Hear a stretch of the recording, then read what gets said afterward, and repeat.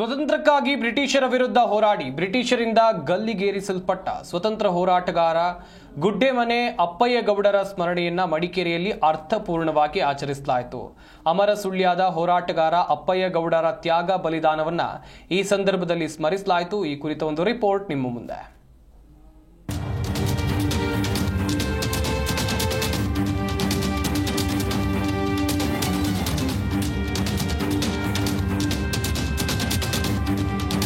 ಕೊಡಗಿನ ವೀರ ಪರಂಪರೆಯಲ್ಲಿ ಅಚ್ಚಳಿಯದೆ ಉಳಿದಿರುವ ಹೆಸರು ಅಮರ ಸುಳ್ಯದ ಹೋರಾಟಗಾರ ಗುಡ್ಡೆಮನೆ ಅಪ್ಪಯ್ಯಗೌಡ.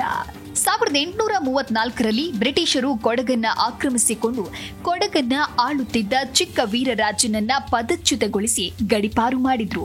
ಇದರಿಂದ ಸಿಟ್ಟಿಗೆದ್ದ ರಾಜರ ಸೇನೆಯಲ್ಲಿ ಸುಬೇದಾರಾಗಿದ್ದ ಅಪ್ಪಯ್ಯಗೌಡರು ಹೋರಾಟದ ಹಾದಿಯನ್ನ ಹಿಡಿದ್ರು.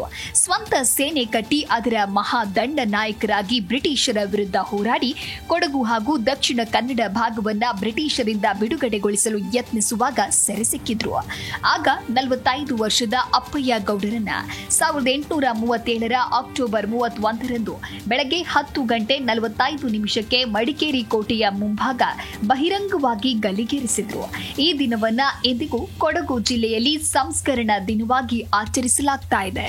ಅದ್ಭುತ ಅಂತ ಒಂದು ಪ್ರತಿಮೆ ಏನು ಅಂತಂದ್ರೆ ಹಿರಿಯವರು ದಿವಂಗತ ಆದಂತ ಗುಡ್ಡೆಮನೆ ಅಪ್ಪೇಗೌಡರ 189ನೇ ಡೆತ್ ಆನಿವರ್ಸರಿ ಏನು ಇವತ್ತು ಸೆಲೆಬ್ರೇಟ್ ಮಾಡ್ತಾ ಇದೀವಿ. ಅವ್ರ ಇತಿಹಾಸ ಇಡೀ ಪ್ರಪಂಚ ಇಡೀ ಊರಿಗೆ ಗೊತ್ತಿರೋಂಥವ್ರು. ನಾವೇನು ಮಾಡಬೇಕು ಅಂತಂದ್ರೆ ಇರೋಂಥ ಸಂದರ್ಭದಲ್ಲಿ ಅವ್ರಿಗೆ ಗೌರವ ಕೊಡೋಂಥ ಕೆಲಸ ನಾವು ಮಾಡಬೇಕು. ವಿಶೇಷವಾಗಿ ನಮ್ಮ ಇಲ್ಲೇನು ಪಾರ್ಕ್ ಏನಿತ್ತು ನಮ್ಮ MLA ನಿಧಿಯಿಂದ, ಅದೇ ರೀತಿಲಿ ನಮ್ಮ ಫೆಡರೇಷನ್ ಅವರು ಸೇರಿಕೊಂಡು ಅದ್ಭುತವಾಗಿ ಒಂದು 10 ಲಕ್ಷದ ಶಾಸಕರ ನಿಧಿಯಲ್ಲಿ ಈ ಅಪ್ಗ್ರೇಡ್ ಮಾಡಲಿಕ್ಕೆ ಒಂದು ಅವಕಾಶ ಮಾಡಿಕೊಟ್ಟವ್ರೆ.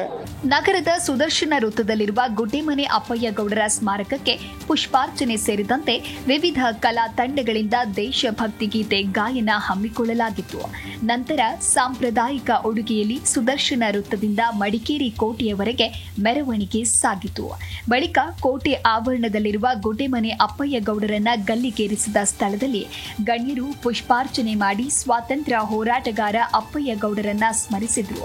ಕಾರ್ಯಕ್ರಮದಲ್ಲಿ ಶಾಸಕರುಗಳಾದ AS ಪೊನ್ನಣ್ಣ, ಮಂತರಗೌಡ, ಮಾಜಿ speaker KG Bopaiah, Kodagu DC, SP ಸೇರಿದಂತೆ ಅರೆಭಾಷೆ ಅಕಾಡೆಮಿಯ ಅಧ್ಯಕ್ಷರು, ಸದಸ್ಯರು ಹಾಗೂ ಅರೆಭಾಷೆ ಸಮುದಾಯ ಬಾಂಧವರು ಭಾಗವಹಿಸಿದ್ರು. ಬೇರೆ ಬೇರೆ ರೀತಿಯಲ್ಲಿ ತ್ಯಾಗ ಮಾಡೋಂಥವ್ರಿಗೆ ನಿರಂತರವಾಗಿ ಅವ್ರಿಗೆ ನೆನೆಸ್ಕೊಳ್ಳೇಬೇಕು. ನಾವಂತಲ್ಲ, ನಮ್ಮ ಬರೋಂಥ ಪೀಳಿಗೆಗಳಿಗೇನು ಇದೊಂದು ಮಾರ್ಗದರ್ಶಿ ಆಗಿ ಹಿರಿಯವ್ರಿಗೆ. ಯಾಕಂದರೆ ಅವ್ರ ಸ್ವಾರ್ಥ ಇತ್ತೀಚೆಗೆ ನಾವೇನು ರಕ್ತ ಏನು ಸುರ್ಸಂಗೆ ಏನು ಅವಶ್ಯಕತೆ ಇಲ್ಲ. ಅವತ್ತಿನ ಕಾಲದಲ್ಲಿ ರಕ್ತ ಇರಬಹುದು, ದೇಹನೇ ಕಳ್ಕೊಂಡು ಬೇರೆ ಬೇರೆ ರೀತಿಯಲ್ಲಿ ರಾಜ್ಯಗಳಿಗೆ ಕಳ್ಕೊಂಡಂಥ ಸಂದರ್ಭದಲ್ಲಿ ಗುಡ್ಡೆಮನೆ ಅಪ್ಪೇಗೌಡರು ನಮ್ಮ ಮಡಿಕೇರಿ ಆಗಿರ್ಬೋದು, ಕೊಡಗಿಗಾಗಿರ್ಬೋದು, ಅದೇ ರೀತಿಯಲ್ಲಿ ಸುತ್ತಮುತ್ತಕ್ಕೆ ಅವರೊಬ್ಬ ನ್ಯಾಷನಲ್ ಹೀರೋ ಅಂತ ಹೇಳ್ತಾ ಅವ್ರಿಗೆ ನಿರಂತರವಾಗಿ ಅವ್ರ ಗೌರವ ತಗೊಳ್ಳೋಂಥ ಕೆಲಸ ನಾವೆಲ್ಲರೂ ಸೇರ್ಕೊಂಡು ಮಾಡಬೇಕು ಅಂತ ಹೇಳಕ್ಕೆ ಇಷ್ಟ. ಒಟ್ನಲ್ಲಿ ಇತಿಹಾಸದ ಪುಟಗಳಲ್ಲಿ ವೀರ ಸೇನಾನಿಯಾಗಿ ಗುರುತಿಸಿಕೊಂಡ ಸ್ವಾತಂತ್ರ್ಯ ಹೋರಾಟಗಾರರ ತ್ಯಾಗ ಬಲಿದಾನದ ಸ್ಮರಣೆಗೆ ಕೊಡಗು ಸಾಕ್ಷಿಯಾಯಿತು. ಮುಂದಿನ ದಿನಗಳಲ್ಲಿ ಅಪ್ಪಯ್ಯಗೌಡರ ಸ್ಮರಣೆ ಮನೆ ಮನೆಗಳಲ್ಲೂ ಮಾಡಬೇಕು ಮತ್ತು ಮುಂದಿನ ಪೀಳಿಗೆಗೆ ಸ್ವಾತಂತ್ರ್ಯ ಹೋರಾಟದಲ್ಲಿ ನಮ್ಮ ಜಿಲ್ಲೆಯ ವೀರರ ಕೊಡುಗೆ ಏನು ಅಂತ ತಿಳಿಸುವಂತಾಗಬೇಕು. ಈ ನಿಟ್ಟಿನಲ್ಲಿ ಇಂತಹ ಕಾರ್ಯಕ್ರಮಗಳು ಮತ್ತಷ್ಟು ನಡೆಯಲಿ. Lohith Bagalumane, G Kannada news, Kodagu.